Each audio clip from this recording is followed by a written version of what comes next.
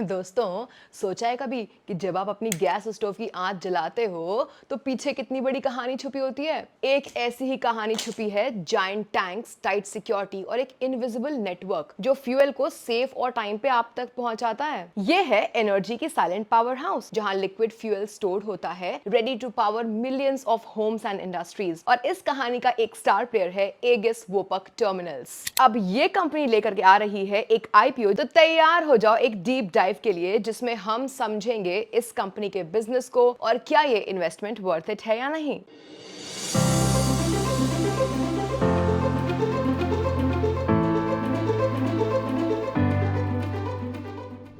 Agassiz Vopak terminals का IPO 26 मई से subscription के लिए ओपन होगा और 28 मई तक ओपन रहेगा। कंपनी ने अपना प्राइस बैंड फिक्स किया है 223 से 235 रुपीस पर शेयर। साथ ही हर शेयर का फेस वैल्यू है 10 रुपीस का और मिनिमम लॉट साइज है 63 शेयर्स का। इस आईपीओ में इन्वेस्ट करने के लिए आपको मिनिमम 14,805 रुपीस इन्वेस्ट करने होंगे। वैसे शुरुआत में ये आईपीओ 3,500 करोड़ रुपीस का प्लान किया गया था, बट गेस व्हाट, अब इसे 2,800 करोड़ रुपीस तक रिड्यूस कर दिया गया है। पूरे आईपीओ में सिर्फ फ्रेश इशू होगा। अगर आईपीओ अपर प्राइस बैंड 235 रुपीस पर फुली सब्सक्राइब होती है तो कंपनी की टोटल मार्केट कैपिटलाइजेशन लगभग 26,000 करोड़ रुपीस तक एस्टिमेट की जा रही है। अब सवाल ये उठता है कि कंपनी जो पैसा आईपीओ से उठाएगी उसका करेगी क्या। तो सुनो, एगिस वोपक टर्मिनल्स अपने आईपीओ के नेट प्रोसीड्स का यूज करेगी कुछ बड़े कामों के लिए। पहले तो कंपनी अपने आउटस्टैंडिंग बोरोइंग्स का रीपेमेंट या फिर प्रीपेमेंट करेगी, पूरा या पार्ट में। इसके लिए 2027 करोड़ रुपीस अलॉट किया गया है। फिर मैंगलोर में क्रायोजेनिक एलपीजी टर्मिनल की कॉन्ट्रैक्टेड एक्विजिशन के लिए कैपिटल एक्सपेंडिचर फंड करेगी, जिसमें 671 करोड़ रुपीस यूज होगा। और हाँ, कुछ फंड जाएंगे जनरल कॉर्पोरेट पर्पसेस के लिए भी। चलिए अब आगे बढ़ते हैं इस कंपनी के बारे में और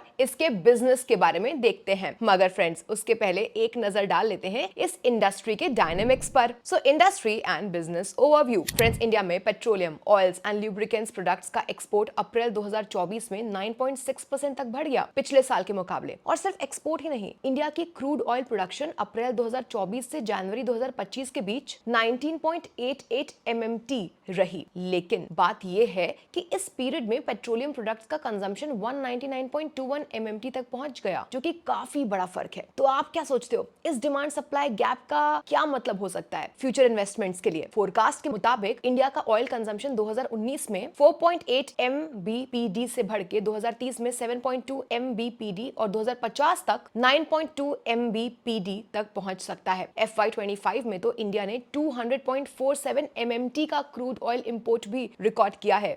आने वाले टाइम में डिमांड कम होने के चांसेस काफी कम हैं, क्योंकि इकोनॉमिक ग्रोथ स्ट्रांग है और अर्बनाइजेशन भी तेजी से बढ़ रहा है। प्रोजेक्शन के मुताबिक गैस कंजम्पशन 2040 में 143.08 BCM तक पहुंच सकता है। और सरकार भी पीछे नहीं है। गवर्नमेंट ने upstream oil and gas production में $2.86 बिलियन का इन्वेस्टमेंट प्लान किया है। टारगेट नेचुरल गैस प्रोडक्शन को डबल करना, 60 BCM तक ले जाना और 120 से ज्यादा एक्सप्लोरेशन वेल ड्रिल करना। इंटरनेशनल एनर्जी एजेंसी यानी कि IEA के मुताबिक इंडिया का medium term natural gas consumption outlook काफी स्ट्रांग है। क्यों? क्योंकि इंफ्रास्ट्रक्चर डेवलपमेंट तेजी से हो रहा है और एनवायरमेंट पॉलिसीज भी काफी सपोर्टिव हैं। सिर्फ इंडस्ट्रियल सेक्टर ही इंडिया की नेट डिमांड ग्रोथ का 40% कंट्रीब्यूट करेगा और बाकी का बूस्ट आएगा रेसिडेंशियल, ट्रांसपोर्ट और एनर्जी सेक्टर से। इस डिमांड का फायदा उठाने आई है एगिस वोपक टर्मिनल्स लिमिटेड। ये कंपनी लिक्विड लॉजिस्टिक्स,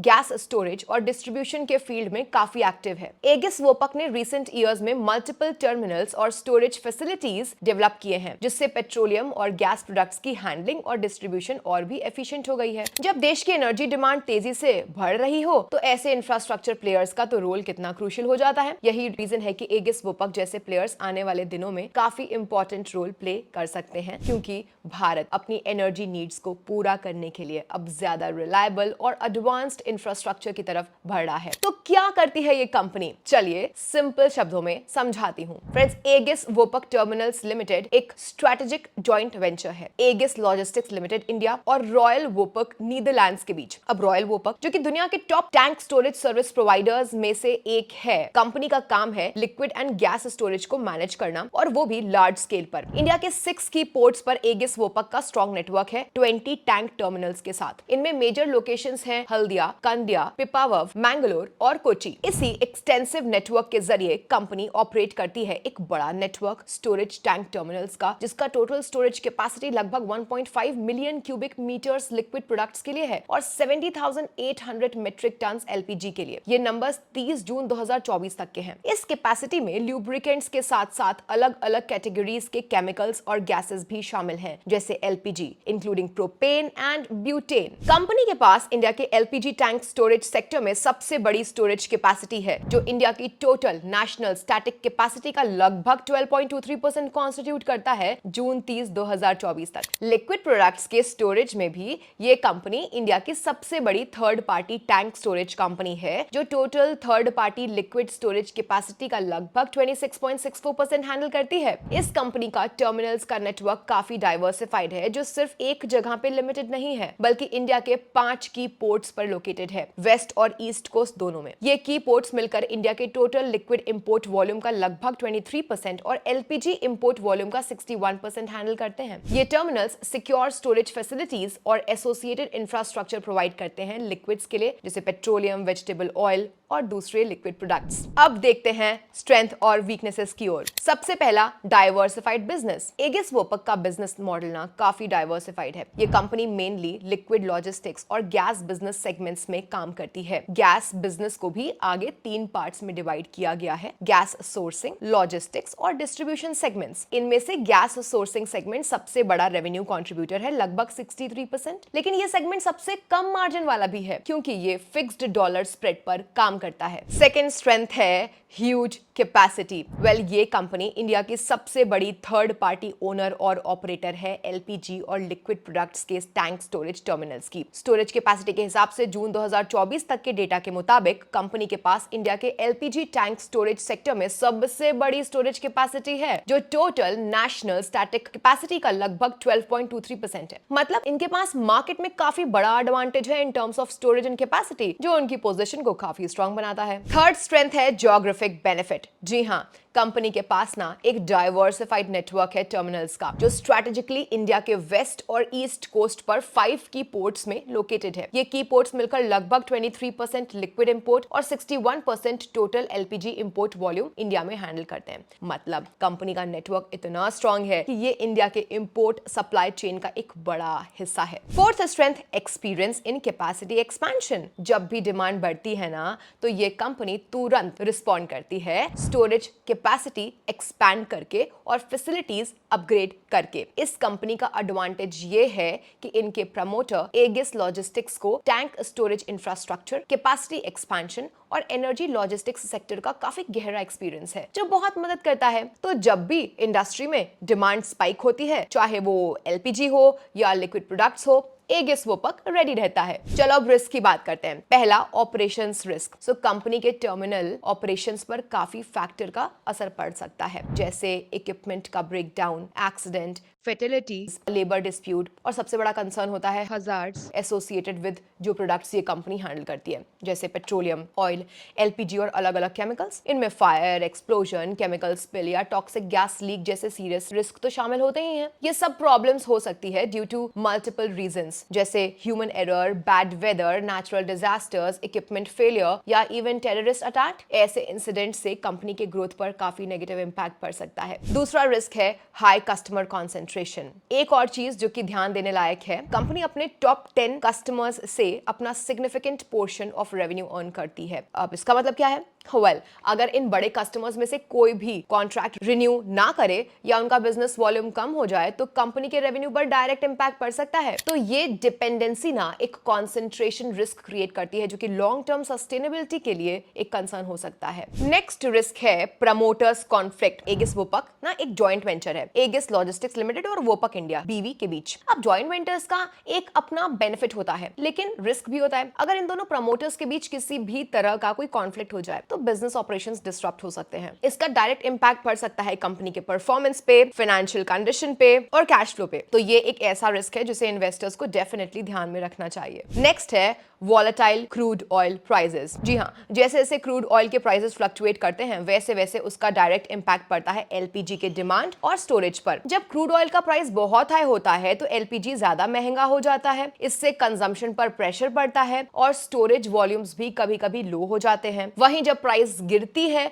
तो डिमांड बढ़ने लगती है, लेकिन ये वोलेटिलिटी प्लानिंग और स्टोरेज ऑपरेशंस को काफी अनप्रेडिक्टेबल बना देती है। तो ये समझना जरूरी है कि ग्लोबल क्रूड ऑयल मार्केट के अप्स एंड डाउन्स का इफेक्ट डायरेक्टली इनके बिजनेस पे पड़ सकता है। Well, financial analysis. तो चलिए अब इस कंपनी की फुल ईयर फाइनेंशियल की ओर देख लेते हैं। Note: No revenue has been reported for 2022 as the transfer of operations took place after the formation of the joint venture. So, the numbers and sales CAGR for 2 years are not mentioned. Also, the 2-year CAGR profit is not mentioned as the company had reported losses in 2022. FY24 में company का revenue 561 crore rupees था, जो FY23 के 353 crore rupees के मुकाबले लगभग 59% का jump है। अब ये रेवेन्यू ग्रोथ हाई कहां से?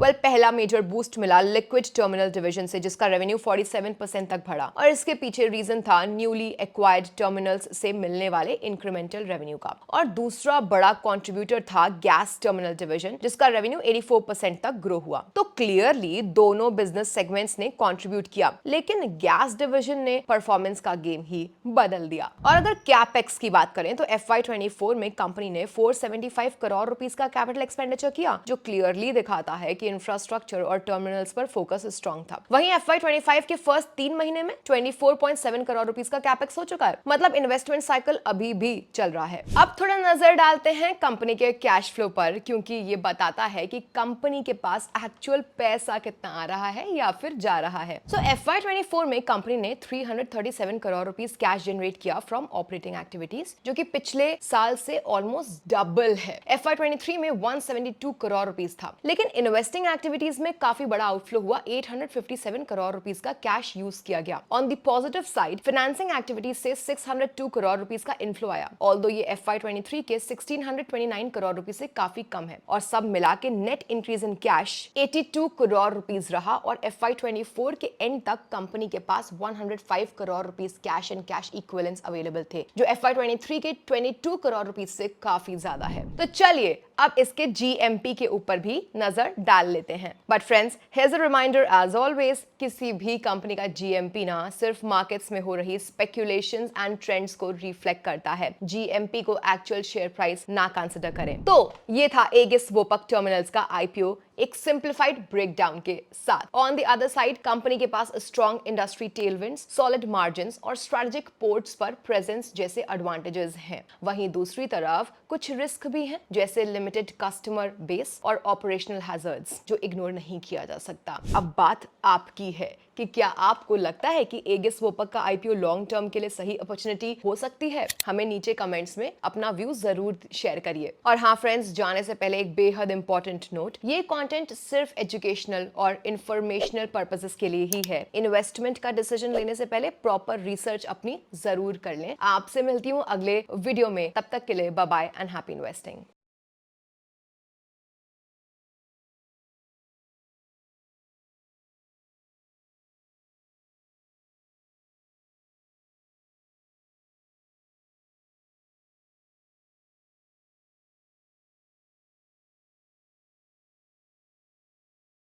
Investment in securities market are subject to market risks. Read all the related documents carefully before investing. Please read the risk disclosure documents carefully before investing in equity shares, derivatives, mutual fund, and or other instruments traded on the stock exchanges.